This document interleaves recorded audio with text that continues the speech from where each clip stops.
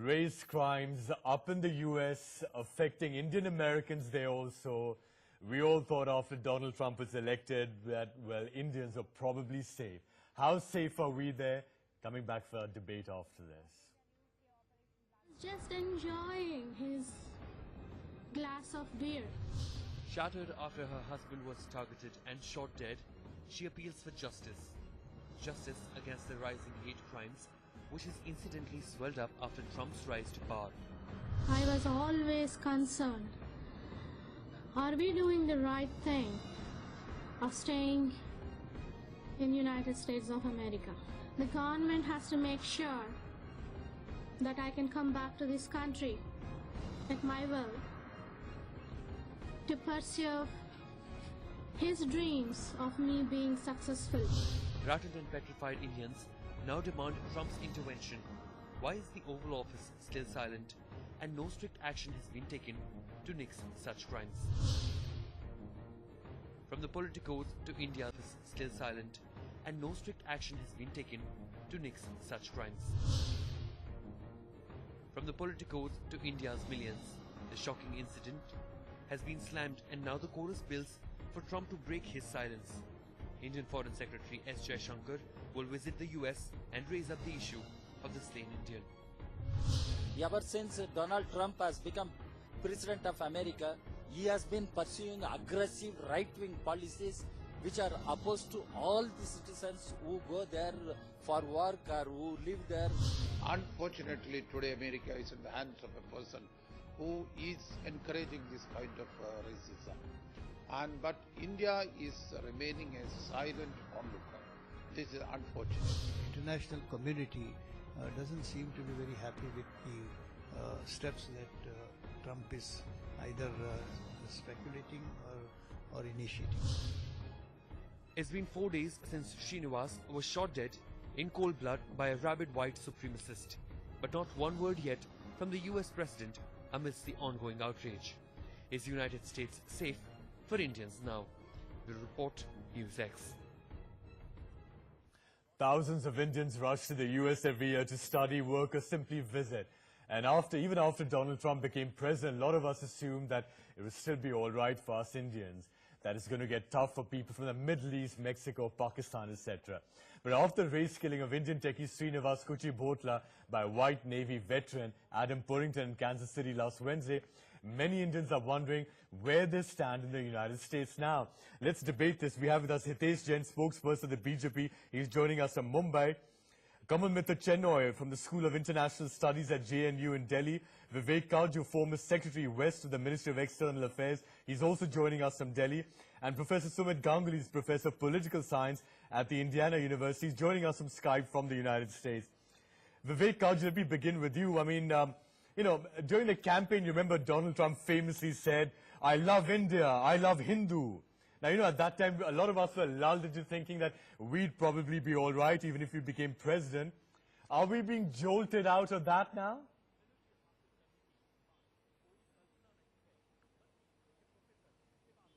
Well, I think for one, it is very difficult for the ordinary American to distinguish between a Hindu, Indian or a Hindu, and a Muslim or someone who pursues another faith, who comes from Asia, South Asia or the Middle East.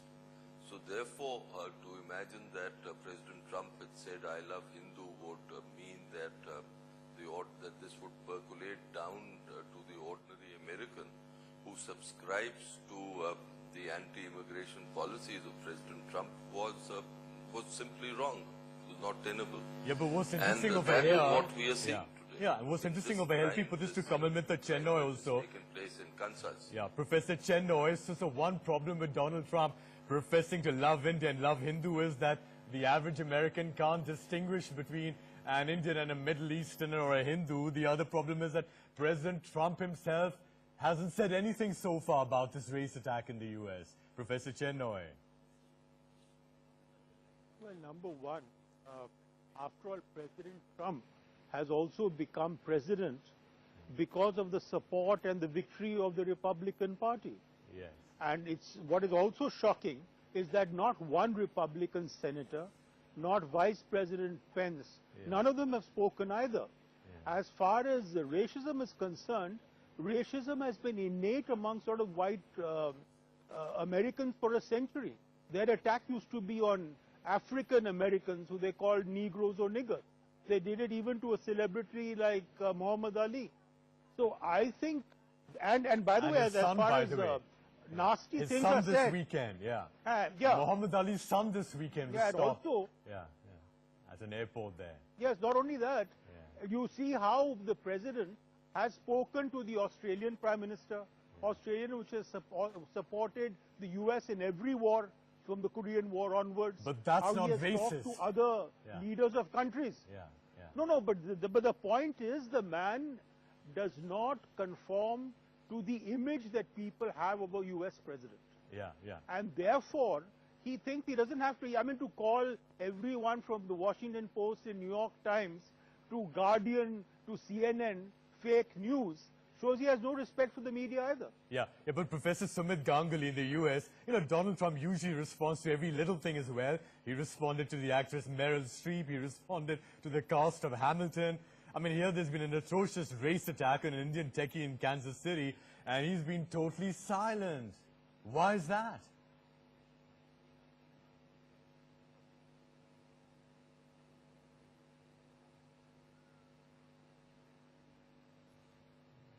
There's no audio, Professor Ganguly. Racists surrounding him as his principal advisors, and so I am not entirely shocked or surprised.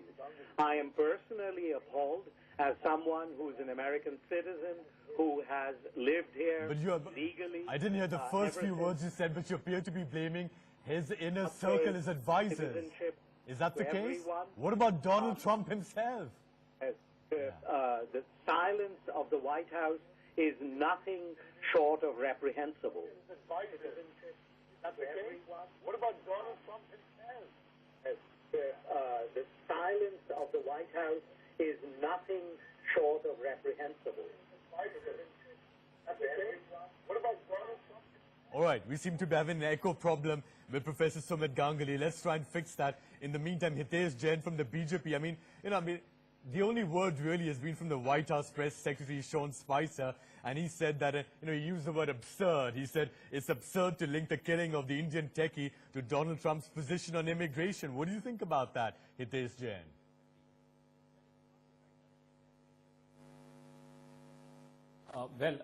First of all, whatever has happened is a very shocking incident. Yes. And safety of Indian citizens in the United States is very important. Yes. But of late, I don't like to, I think the US will have to address the problem from the root. We cannot just look from the isolation of one incident, but I guess they will have to take steps to ensure that no such incidents occur. It will be very difficult for them to eliminate altogether. But as far as possible, if the government, US government acts on this and show an urgent action and take the problem over here is that the US government, far from taking any action, isn't even giving any words of sympathy for the family. In fact, trying to distance Donald Trump from it,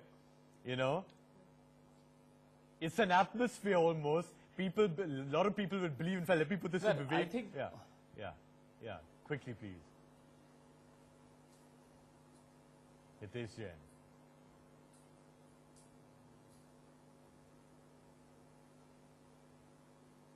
Is this the question for me? Yes.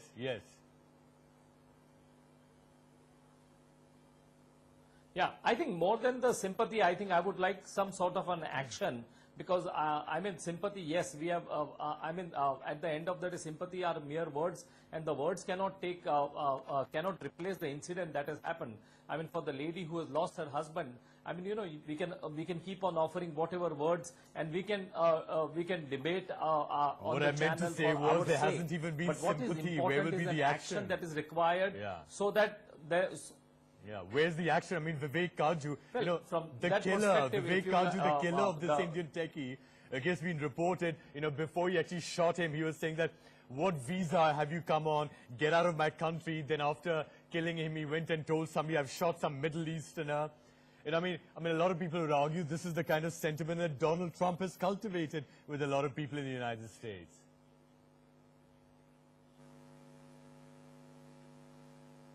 No, there's little doubt that the policies that President Trump has been pursuing, even after assuming office, have raised great alarms and great misgivings, not only in America, but almost all over the world. And the immigration order, the executive order that the U.S. judicial authorities, the U.S. and the court of law had to stay, is an example of this kind of alarm that there is. Now, as far as there's one point here which is important. If the security and safety of Indians is a responsibility of the government of India, and whether these citizens are abroad or within the country, the responsibility lies very much on the government. And therefore it is, I think, incumbent on the government's competent agencies to look into this particular incident. And naturally the investigation of this incident will have to be to look into this particular incident. And naturally the investigation of this incident will have to be by the U.S. authorities. But we have a natural interest in coming to an understanding of why this incident is taking place. If so, what should we be doing about it? The perpetrator of this crime was asking for the visa status. Yeah. No, first we should ensure that justice is done to both Srinivas, who's unfortunately died in this incident, and to his colleague who's been injured. We have a natural right to ensure that justice is done to our citizens when they're abroad. That is a responsibility of the Let me ask Hitesh Jain from the ruling BJP about this, because Hitesh Jain, Foreign Secretary Jaishankar is going to be visiting the U.S. from the 28th of February onward. How strongly is he going to take this up? What is he going to do about this? Well, the whole idea is he's being sent to take the issue strongly and convey the sentiments to the U.S. administration. The government of India, as the previous speaker mentioned, is concerned about the safety and wants to of the citizens, and it wants to ensure that, you know, situations like this are not repeated and the citizens of India are protected. So from that perspective, I think the visit is going to be very important, where he's going to raise all these issues with the U.S. administration. You know, Professor Kamalmitra Chennoi, you know, the victim over here was an Indian American. He was a techie over there. And the irony over here is that Donald Trump actually got strong support from Indians in the United States during his election. Yes, but I'd like to add one fact. Yeah. That there was an attempt made to save Srinivasan by an American who got shot. Yes. And he was very upset that this had happened. Yes. So it's not that all of the United States is racist. Yeah. But of the course, fact nobody is is saying that the immigration card was played by President Trump from the beginning of his campaign. Yes. So he has created an atmosphere of hostility towards immigrants. He has said, I'll build a wall between Mexico and the United States. So President Trump, the Republican Party, and the very often largely white states have been geared up to this kind of chauvinism. And there's been no attempt by anyone in the Republican Party apparatus, to try and stop this, so that there's no dissonance and breakup of feelings and people. Because what can Mr. Jaishankar do? He can go there and say what Mr. Modi, the Prime Minister, wants to say. But is Trump going to listen to him? He hasn't listened to other leaders. Because a lot of voices within the United States are themselves already saying that. If you look at social media, a lot of Americans themselves have been condemning the incident and asking for action. So President Trump knows about all this already, you know. He knows, and he turns a blind eye to what is not his own constituency. He's only interested in the people who voted him in, and a large part of them are anti-immigrants. Professor Sumit Ganguly in the US, and I was reading an article today that the Southern Poverty Law Center has said that in the month after Donald Trump's election as U.S. president, there were 1,000 reports of hate incidents in the United States.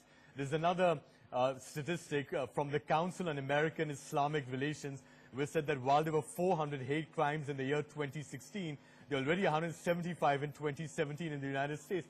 My question to you, what is the atmosphere for, what are considered outsiders in the United States today?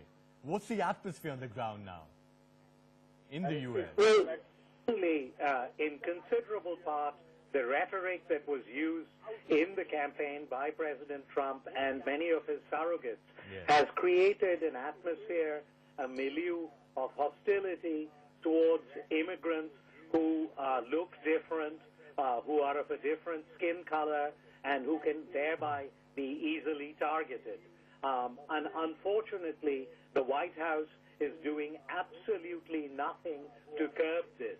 Consequently, his supporters and those who harbor these kinds of nativist, racist, and xenophobic sentiments now feel absolutely encouraged to engage in forms of really appalling behavior. And consequently, it's a very worrisome development. My only hope lies in the fact that there are fellow Americans who are sensible, who do not share these sentiments, and who are pushing back in various kinds of ways, and not only in social media, they're speaking out publicly, and consequently, I hope that the kind of racist tide that President Trump and his associates have set in motion can actually be held back. Hitesh Jain from the BJP, to take Professor Ganguly's point forward, it's almost like President Trump's silence on this matter, and in fact his teams, trying to distance himself from all of this, is almost sending a message of tacit approval to these and emboldening these haters and these xenophobes in the United States.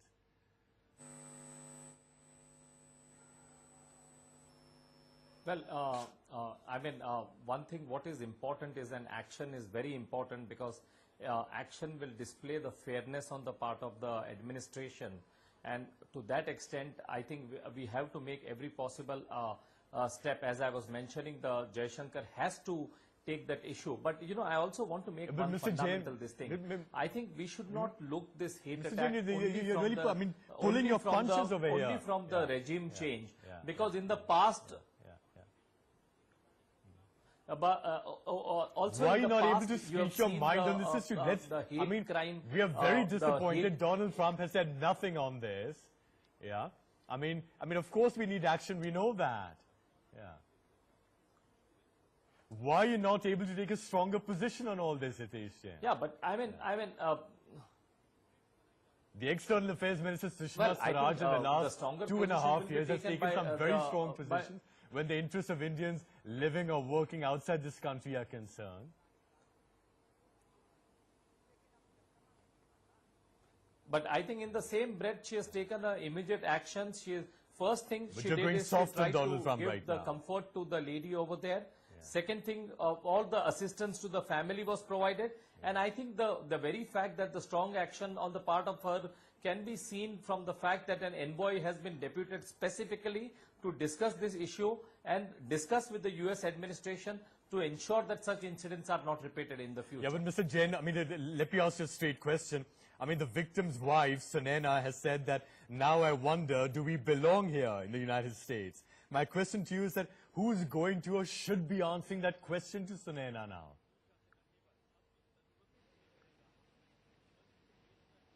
Well, I think she has asked a very valid question, because she is the one who has suffered over there, and I think we have to all stand by her, and as a fellow Indian, going to answer that and the question Indian to her? government, we have to stand by She's her asking, and do ensure I that belong? she gets Do we justice belong over there now? Who's going to answer that question?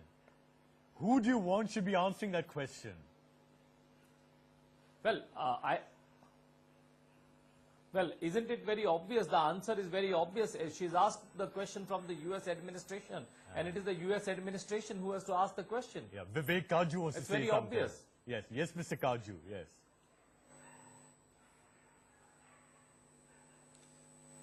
I think the question that we have to consider if in the present situation an advisory should be issued regarding to our citizens who are living, our nationals who are living and working in the United States, to be careful of where they go, etc.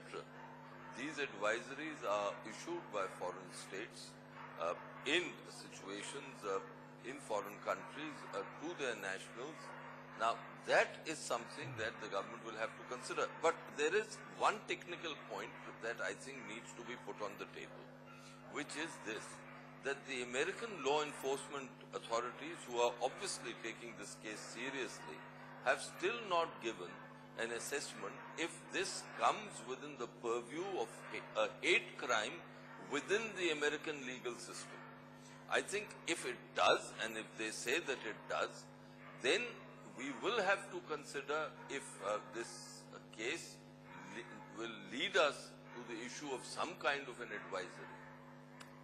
Well, I mean, you know, Mr. Kaju, I mean, the killer, he's been reported as having said, you know, to his victim, and in fact, the victim was with a friend also who was also injured in the shootout, that, you know, what visa are you here from? Get out of my country, and all of that. And then later, you know, he went and told somebody in a bar, and that's how he got reported, that I shot some Middle Easterners. I mean, you know, and later, you know, he went and told somebody in a bar, and that's how he got reported, that I shot some Middle Easterners. I mean, you know, you know, on the basis of these facts, you know, it sort of makes one believe that it was probably a hate crime, right? A race crime.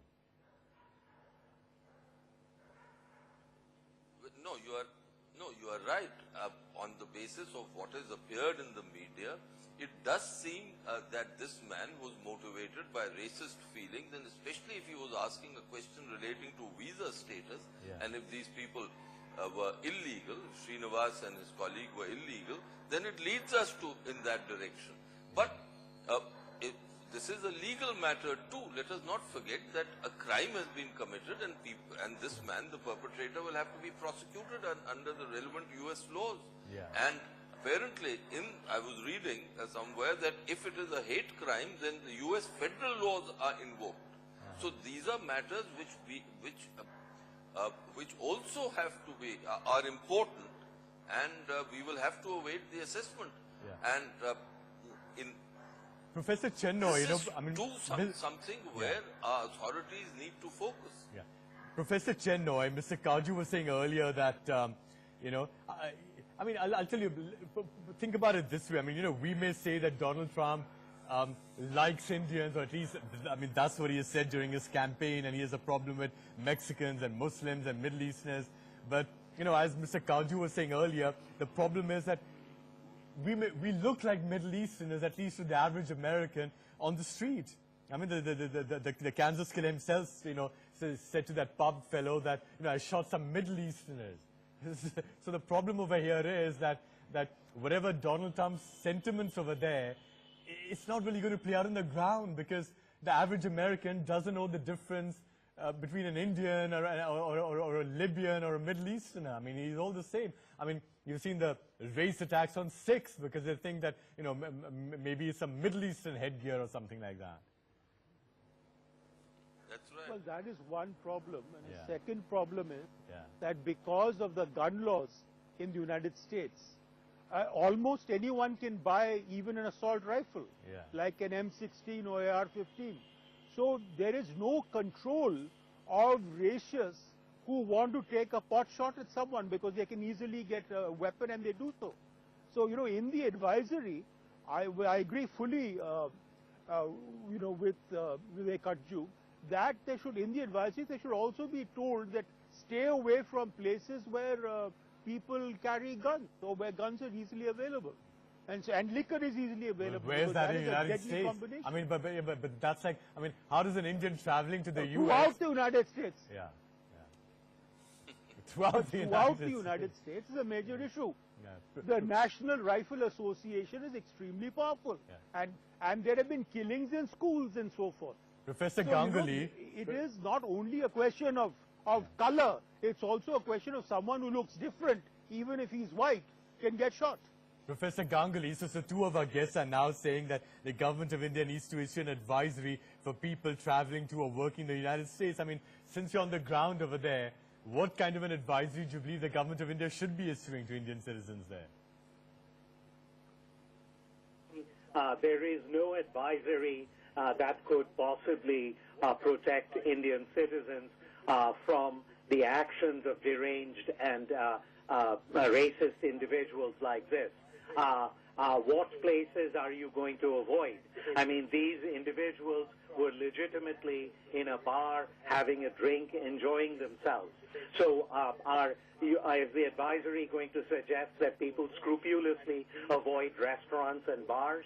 That's not a practical matter. The more important issue is that the government of India needs to raise this matter quite forthrightly with their American counterparts. When Foreign Secretary Jaishankar visits this country, he needs to speak in unequivocal terms that this kind of behavior in a civilized liberal democracy is simply intolerable. Yeah. That's the message that needs to be conveyed, and not some advisory suggesting that people stay away from one location or another. Because how would one know that one location is preferable or safer than another? I think Vivek Kaju wants to say something to you. Mr. Kaju, yes, what do you want to say? How would one know that one is preferable? When a government considers issuing an advisory to its citizens, then it is a very strong diplomatic point that is made, and that carries far more effect than all the demarches that are made verbally or in writing to another government. And you're confident that Because Donald an Trump advisory will is get an the full action. import of these diplomatic Advisory is a warning to its tools. own citizens. Yeah. No, listen, the Americans issue advisories to their citizens if they travel to India, if they think, or to Afghanistan or to other places where they think their security is involved. So, I'm not saying that the government must issue an advisory. What I'm saying is that the government must consider all these facts, because if Indian nationals are going into bars and getting shot, and if the government comes to the conclusion that these are because of US policies as they are being pursued at the present time, then something has to be done, because the responsibility of the security and safety of its nationals is squarely a responsibility which cannot be overlooked. Professor Kamalmitha Chennoy, I mean, this Donald Trump's whole anti-immigration policy was, the irony over here is that his wife, Melania, was a model, and she was an immigrant herself, from Slovenia to the United States. Three of his wives, including ex-wives, are immigrants. But as president, he has one policy, especially for certain types of immigrants, and not for the vast majority of immigrants. And you see, the other problem is that once those special visas were given for techies, they assumed that they would be able to stay on as citizens, and they made arrangements accordingly. Now suddenly they find, given the racist anti-immigration policy, that they are going to be pushed out. So it's not only a question of one person being killed, it is an insecurity for a very large number of Indians who have got good jobs there and are now having to leave. Yeah. Well, finally, Hitesh Jain from the BJP, I mean, the basic point over here is that, look, a lot of people will say that if there's a crackdown on illegal immigrants, that's understandable.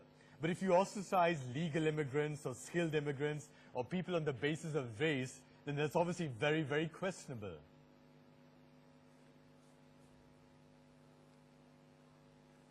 Well, I quite agree, but I quite agree with the views expressed by Mr. Ganguly, where the Indian government should take strongly, because advisory is just one part. So I can understand if the situation would have happened at one isolated place. Yes. Now this is a situation that has happened in the bar directly. So I mean, to what extent you can give the advisories and all, and whether advisories can be the solution.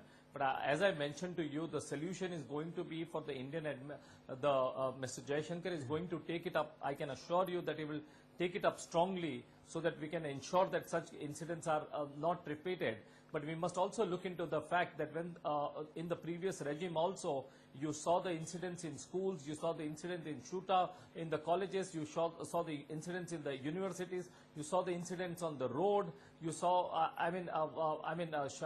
every possible places you were seeing this kind of incident. So I think this is a serious concern which not only affects Indians, but also fellow Americans and also other people. So as far as our Indian government is concerned, to ensure that to ensure the safety and the security of the Indian nationals and the citizens over there, is that we have to take this issue very strongly with the government. All right. We have to make We've sure got that 30 seconds left. I'll give the final word to Vivek Kaju, because I think he wants to say something to you. Final word to Vivek Kaju, yes. 20 seconds, please. Well, the Foreign Secretary Jaishankar was quoted as saying that no one should, or that we should not demonize President Trump. I think that is a correct sentiment, but a focus on his policies now needs to be made by the government. And as I said, if action has to be taken in addition to a verbal démarche, then an advisory is a very strong action. It is not a question of what the advisory contains alone. It is the very fact that the government has thought it fit to issue an advisory. That in itself is a strong diplomatic point. To issue an advisory, that in itself is a strong diplomatic point. All right. And that the government needs to consider. All right. Well, we'll look out to see what the government decides, how to react to the killing of the Indian techie Srinivas Kuchibhotla by a white Navy veteran in Kansas City last week. And of course, what is the outcome of Foreign Secretary Jaishankar's visit to the United States beginning the day after tomorrow? But in the meantime, thanks very much to all our guests for joining up, except Professor Kamal Mitra Chenoy, because he'll be with us for debate number 2, which is after a short break, which will be about politics spreading in our campuses. And this, of course, is after the clash in Ramjas College between the RSS-affiliated AVBP and the leftist AISA last week. We'll be coming back for this debate. New developments today. A Kargil martyr's daughter has spoken up on this issue. She's a student of Lady Shri Ram College in Delhi. We'll be right back after this very short break.